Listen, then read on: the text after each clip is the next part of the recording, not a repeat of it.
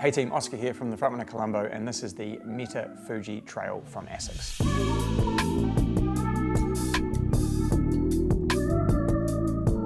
The ASICS METAFUJI Trail is designed as a highly cushioned, highly responsive, probably race day or interval based shoe for the trail. It's not really designed for the technical stuff. If you're looking at, particularly New Zealand, if you're looking at Kepler, you're looking at Abel Tasman or races on the trail that are really runnable, you want that full protection, but you like the propulsion you get from your road racing shoes, this thing is going to be elite. Key features of the ASICS METAFUJI Trail. If we start with the outsole, you'll notice this in previous episodes that we've done, the ASICS grip, they have maintained that. I do believe the height of the lugs are slightly less, meaning it's not going to go in the mud as well, but you are going to get a nicer ride across the surface. And then if we look into the midsole, basically if you've enjoyed the Magic Speed 4 from ASICS, then the Flight Foam Turbo Foam that they use in that is almost identical to the makeup of what they have used in the METAFUJI Trail.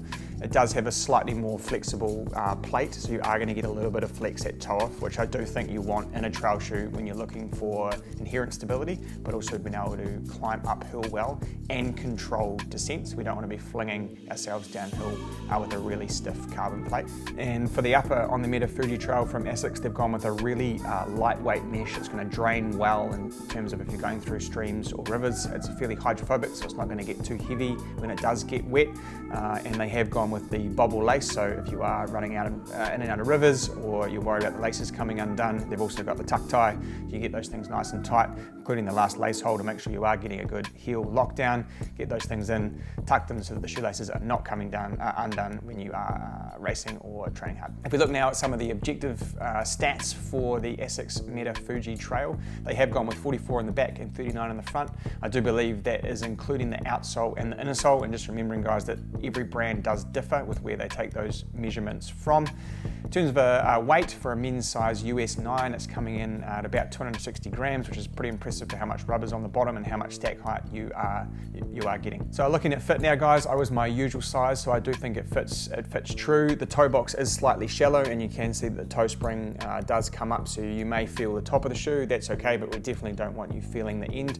I think what's really important is that when we're looking at these trail shoes, particularly if we're using them for longer events, traditionally people might have gone up half a size if they're trying to make up for some foot swelling or feeling like they're going to hit the front of the shoe when they're running downhill.